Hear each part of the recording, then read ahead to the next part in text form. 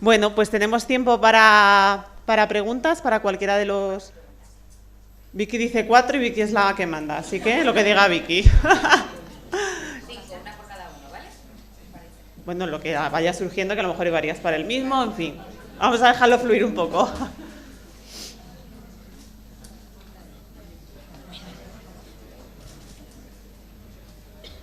Sí, hola. Bien. Mi nombre es Enrique y tengo una pregunta abierta para los demás, quien quiera contestarme. Y es, ¿creéis que es el máster general sanitario el que está dividiendo las diferentes profesiones de la psicología? Vaya melón.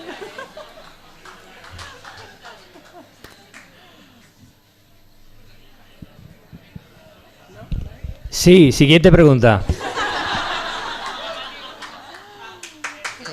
Si quieres.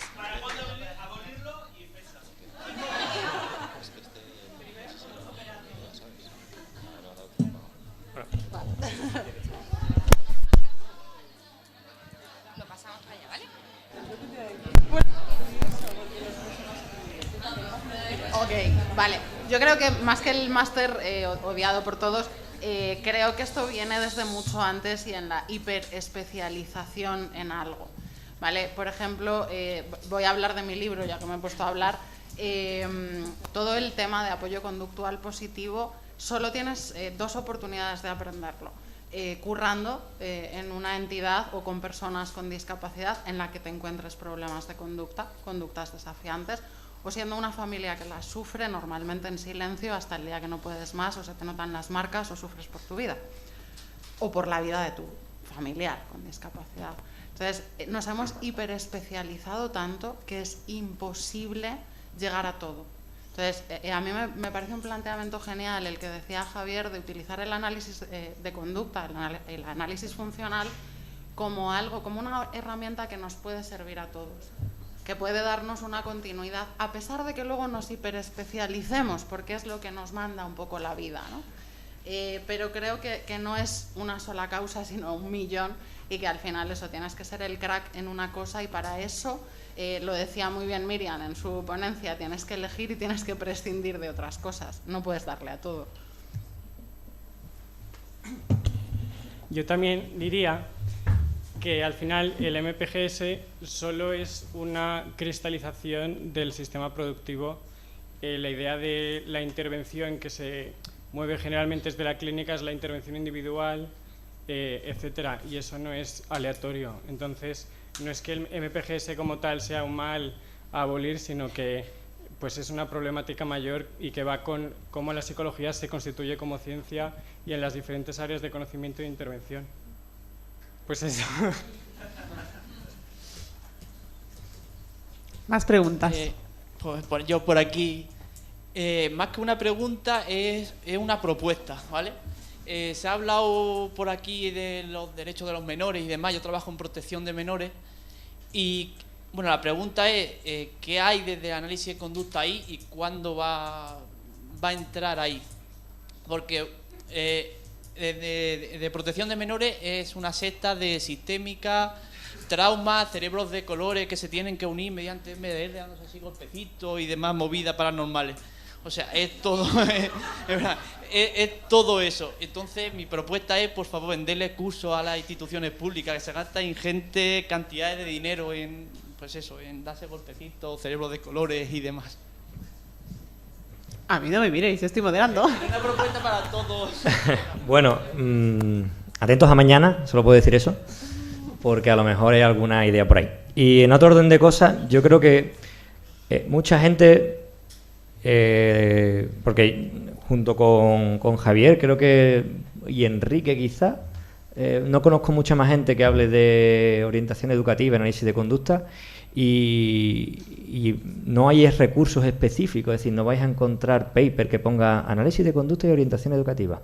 Entonces, la idea es, al contrario, formaos en análisis de conducta, sed buenos analistas de conducta, lo mejor que podáis, pedid supervisiones y, por ejemplo, a mí me gusta mucho hablar del modelo Star Wars. O sea, imaginaos que sois un Padawan, buscaos un maestro y para adelante, ¿vale? Entonces, en ese sentido, define bien cuáles son tus necesidades y trata de yo lo que he hecho un poco con la ponencia es intentar jugar con aquellas cosas que son impepinables. Es decir, coger las herramientas que tengo y decir, esta no me la puedes echar para atrás. Entonces, si no puedo cambiar el sistema como proponía Javier, pues me uno a mi enemigo y trato de ser más papista que el Papa para ponértelo difícil. Ponértelo difícil porque mi objetivo último es ayudar al usuario, ¿no? Entonces, la lógica un poco es esa. No sé si respondo a tu pregunta, pero... A ver, si no lo digo, reviento. Muy interesantes todas las preguntas que estáis haciendo, pero hasta ahora todas las preguntas las han hecho hombres. Entonces, venga, bien, claro. Eso. Es una pregunta para Lucía, porque me ha llamado la atención que en cuanto a apoyo conductual positivo se utilizara el debriefing como última fase para prevenir como una traumatización a través de como estas contenciones y demás. Y era una pregunta como genuina de cara a, tenía entendido que, por ejemplo, en población general, y ya no tanto en prevención, sino en diagnóstico de TEP y demás, el debriefing se solía desaconsejar. Entonces, tú, o sea, porque al final acababa provocando, de hecho, retraumatización y era como iatrogenia pura. Entonces, tú en esta población y de forma preventiva, ¿lo ves útil, no lo ves útil? ¿Consideras que sí que hay cierto riesgo, que no? A ver, el riesgo realmente está, pero sí que hay un punto que yo veo muy positivo, que es el tener en cuenta a la persona. ¿Qué es lo que ocurría? Una de las cosas contra las que lucha apoyo conductual positivo es contra las contenciones, sujeciones de todo tipo, farmacológicas, psicológicas y las más visibles, que pueden ser las físicas o mecánicas. Entonces, esto lo que supone el cambio es de poner a la persona delante y plantear con ella qué te puso nerviosa y cómo podríamos mejorarlo la próxima vez. O sea, antes de que llegues ahí, cómo podríamos encontrar el punto intermedio. De hecho, como anécdota, como ejemplo, yo trabajé con una persona que en su momento tenía muchísimas conductas desafiantes, el que en un momento determinado nosotros desde fuera veíamos que se frotaba mucho las manos, que le cambia la mirada totalmente, pero él también se notaba que empezaba a sudar. Entonces yo le dije, cuando tú notes que empiezas a sudar y te empieza esa rabia por dentro, da un golpe en la mesa y lárgate. Vete a otro sitio, descansa, cuando yo pueda salgo, hablamos, me cuentas. El tener, aunque no sea el debriefing en sí, sino el tener ese en cuenta a la persona y que ella pueda decidir, pueda hablar y pueda dar su punto de vista, al final es una gran mejora en esta población en la que se ha hecho por norma, realmente. Vale, gracias. Por aquí delante, Mario. Hola, muchas gracias a todos. Mi pregunta va para Vega. Me ha parecido muy interesante lo que has traído.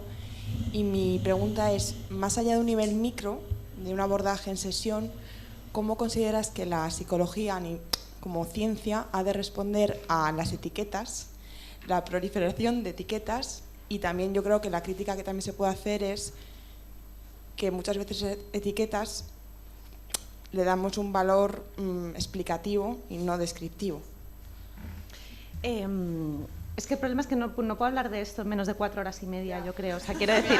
Pues nada, pues mesa redonda para 2024 que he oído por ahí. Es que tenemos un problema que no es exclusivo de la psicología, que tiene que ver con qué es lo que entendemos como científico y qué es lo que no, que es anterior a la psicología.